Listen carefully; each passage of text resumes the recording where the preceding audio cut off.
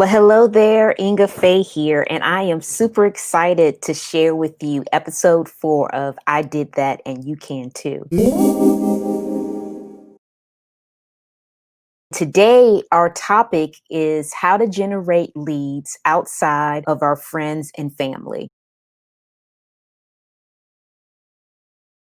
So let me give you a little bit of background on this first. I was talking to Rayon as well as Tisha, and they were both asking me about this topic. So Rayon said, I am having problems reaching out to others outside of friends and family, getting people to join my lives and share. So that was her comment. And then Tisha said that she wanted to bring more viewers to her page, which would bring her more sales. I wanted just to kind of talk through this because regardless of what direct sales business that you're in, this is a pretty common struggle or topic, I'll say. I'm going to give you some background. I'm going to start pre-COVID-19. So the first one was everyday life. You may be out and about doing your errands, picking up your kids, strike a conversation with someone that you think maybe is a potential customer or could be a potential customer. You found common ground with them. You may start off with a compliment about something that they're wearing, or you may comment about something their kids are doing, or some kind of similarity or commonality that you all have in common, so you can connect with the person. So you have that personal connection. Then you may give them your card, knew of anyone that was in need of your service, blah, blah, blah, in everyday life. So that's the first method. The second method was you have an appointment with some of your clients, and instead of just having a one-on-one appointment with them, you encourage them to invite their friends and family. So instead of just doing one person, that you expand your realm so you can do a group of people. So it's somewhat of a warm market because you know that one person, and what she's going to do is she's going to invite the people that she already knows, and then you're able to expand that way. So I know Rayon sells paparazzi. Say, for instance, you're doing a live and you have somebody, you knew Susie Q she said she's gonna be on the live. So instead of just inviting Susie Q, you can encourage Susie Q to invite some of her friends and family on the live. So it's not just Susie Q watching, but Susie Q and her friends watching. So that kind of expands your territory. We call that a booking from a booking. So Susie Q does it, you get her to watch, she invites her friends, and then what you encourage her friends to do is, if, for instance, for Rayon, if she's selling jewelry, maybe offer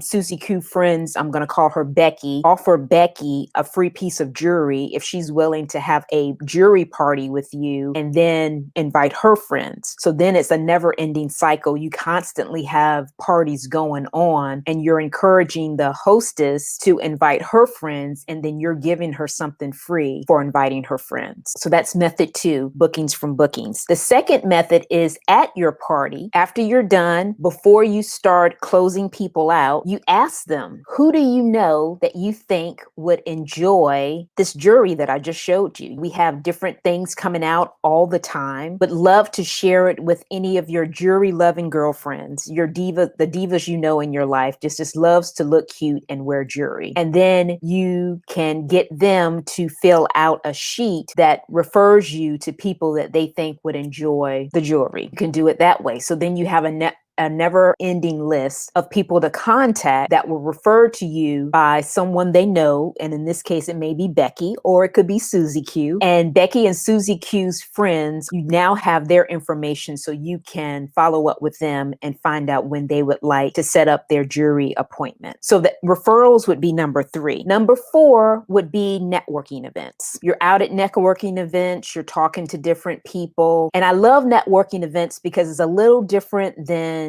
just meeting somebody out in everyday life, because everybody's there to network. So everybody's going to be exchanging cards. Everybody's going to be talking about their business. So it's a perfect opportunity to get leads and interact with other business people. You can accumulate cards and be able to follow back up with them. One of the things that I love to do when I go to networking events is, instead of talking about what I sell at that particular event, as soon as I meet them, I want to connect with them. So I want to interact with them, find out, what they like to do outside of work. It's more of a personal connection because people do business with people they know, they like, and they trust.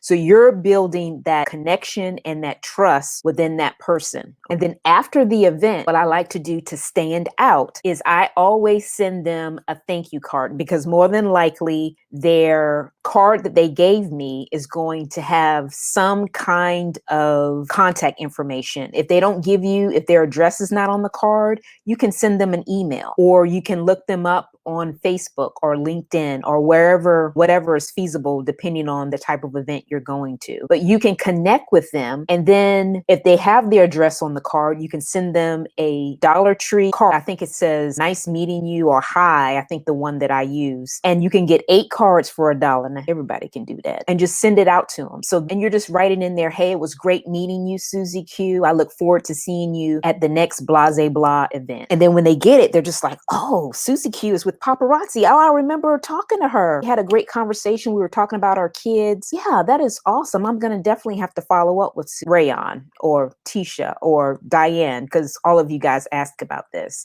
That's how you can connect at networking events. So you're building that relationship first, and then you may say, oh, by the way, I'm having this live event, paparazzi live event on next Wednesday at 7. Would love for you to participate. Are you available? But you've developed the relationship first before you've moved on to business. So it's more of a warm market. You don't have that sales lady's breath that a lot of people have, that the first thing they do is like, oh, I sell paparazzi, or oh, I do this, or whatever your direct sales business is. You don't want to come off like that, because it turns people off. I mean, just imagine how you feel when somebody comes at you like that. It's the same exact thing. You don't want that to be the first thing that comes out of your mouth. You want to develop that connection. Then the 5th way is through tabletop, like a vendor event. It may be a craft show or some kind of vendor event where you're a vendor, you pay maybe $50 to $100 to have a table. That's a networking event that you're able to sell or network and get leads that way as well. You may have a drawing. You can have a display of a beautiful jewelry set that you're going to raffle off at the end of the event. And all the person has to do is put their name on a little sheet of paper and their phone number or email address. And you're going to pick a lucky winner at the end of the event, and you can contact them. So more than likely, when they put their name in the box or the little drawing that you have for this jewelry set that you're giving away, these people are people that are interested in your jewelry. That's why they put it in there. And you can then, if they don't win, you can then contact them and say, oh girl, by the way, I'm going to have a live event on XYZ date at XYZ time. Would love for you to participate. Last but definitely not least, I said there were 5, but I'm going to give you 6. This I got from one of my girlfriends. She sells skincare, and she puts these out in salons and nail shop, anywhere that women want to pamper themselves. That's where she puts these. She's able to get people to register to win for a free beauty experience. So they put this in there, and they put their name and their number and their information, and then she's able to follow up with them, share a free beauty experience with them when she does that. So that's one of the things that works for her. That's a way you can do that too. Now, if you sell something else, you can put the same kind of thing together. Think about the target market of the women that you are looking for. They're going to be people that want to spend money on looking good. Places like salons, hair salons, nail salons, all of those type of places are ideal places for you to put a little jar for having them to register to win something free. In lieu of all that I've just said, these were things that we could do before COVID-19. Now we are working to be contactless. And as a result of that, networking events are definitely not something that's going on right now. We don't have vendor events going on right now. You may still be able to have some kind of everyday life interaction, but that's somewhat limited too, because people are more standoffish than ever because of the virus that's going on. So you could still work it with the lead jars if you wanted to do it that way. That's contactless. They put the name in there, you go pick it up and check it out afterward. You still could get referrals from your client, your buying clients, or the clients that you've interacted with. So you still can do that. And you still can, if you have a jewelry party, expand it to include more than just the person that you're inviting. So those things you still can do. Another avenue of getting leads now is also to get leads via social media. The great thing about it is, especially on Facebook, well, I'm going to use Facebook because that's my primary source of running my business from a social media point of view.